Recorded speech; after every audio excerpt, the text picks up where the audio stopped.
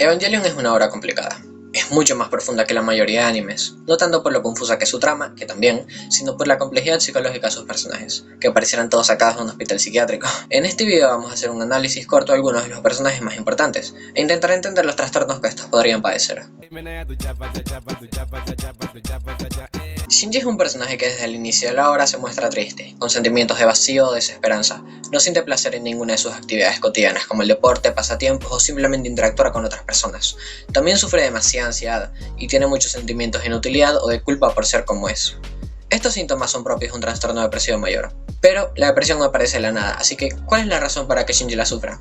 Bueno, es algo complicado de explicar, ya que no es solo una cosa, sino que es un cúmulo de cosas que lo hacen sentirse así. Lo primero y lo más obvio es que está prácticamente obligado a pilotar a Eva, cosa que odia hacer, pero al mismo tiempo siente que todo su valor está anclado a eso.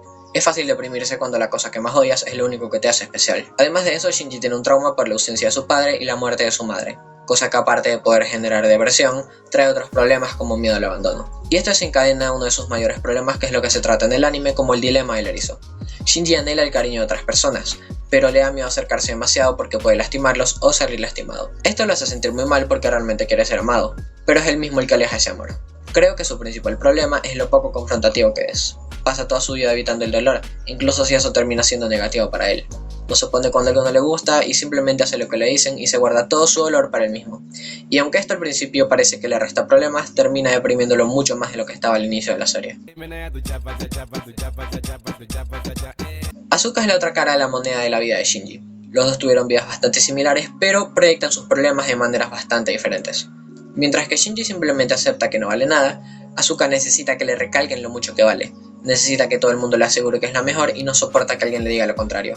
Es por esto que se deprimió tanto cuando Shinji lo empezó a superar. Este complejo de superioridad se debe a que tiene un trauma por el abandono de sus padres. Su padre no era muy presente y su madre se había vuelto loca y pensaba que su hija era una muñeca, y nunca reconoció a Asuka como su hija, hasta el momento en el que terminó con su vida. Eso le produjo una sensación de inutilidad que la transformó en quien es hoy. Asuka podría padecer del trastorno histriónico de la personalidad. Es un trastorno que se caracteriza por la necesidad constante de atención y aprobación. Aunque Asuka en el fondo no se siente bien consigo misma, su autoestima depende de que los demás le digan todo el tiempo lo increíble que es. Rei es lo contrario a Shinji. Mientras que Shinji evita interactuar por miedo a lo que pueda suceder, Rei evita interactuar porque simplemente no sabe cómo hacerlo. Rei podría padecer el trastorno esquizoide de la personalidad. Esto se caracteriza por un patrón constante de desapego y desinterés hacia las relaciones sociales, junto a una expresión emocional muy limitada. Rei muestra síntomas como tranquilidad anormal, expresar sus emociones de forma extraña e ineptitud social. Otra cosa interesante del personaje es la pregunta filosófica que se hace desde el inicio de la serie: ¿quién es y cuál es su propósito? Este problema de identidad del personaje se debe a que no es una humana normal, sino un clon fallido de la madre de Shinji, y además de eso hay un montón de clones que pueden reemplazarla en cualquier momento. Es por eso que tiene tantas dudas sobre su identidad. Misato es un personaje que a primera vista no tiene tantos problemas mentales, ya que es una persona muy alegre y responsable, pero esto solo es una fachada para ocultar cómo se siente realmente. Si bien es graciosa y divertida, ella se percibe a sí misma como una persona vergonzosa, y se condena a sí misma como infantil e irresponsable. Suele recurrir al alcohol y al sexo para ver sus problemas. Misato sufre de trastorno del apego.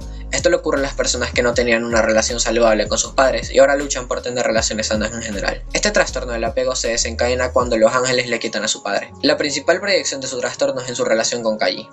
Ella siempre lo compara con su padre, lo que los lleva a terminar. A veces ve a Kaji como una persona horrible con la que no quiere estar, y a veces lo ve como la persona que más ama, y teme perder las manos de otras mujeres. Esta polaridad es muy común en el trastorno del apego. Su otro problema es que piensa que todo su valor depende únicamente del sexo. Por más que sea una persona increíble, siente que lo único que la valía es su cuerpo. Es por esto que le ofreció a Shinji tener relaciones como compensación por lo que lo había hecho pasar. Y también es por esto que ves a Shinji en The End of Evangelion como un intento de manipulación para que se suba a Eva, ya que siente que no tiene otra forma de hacerlo.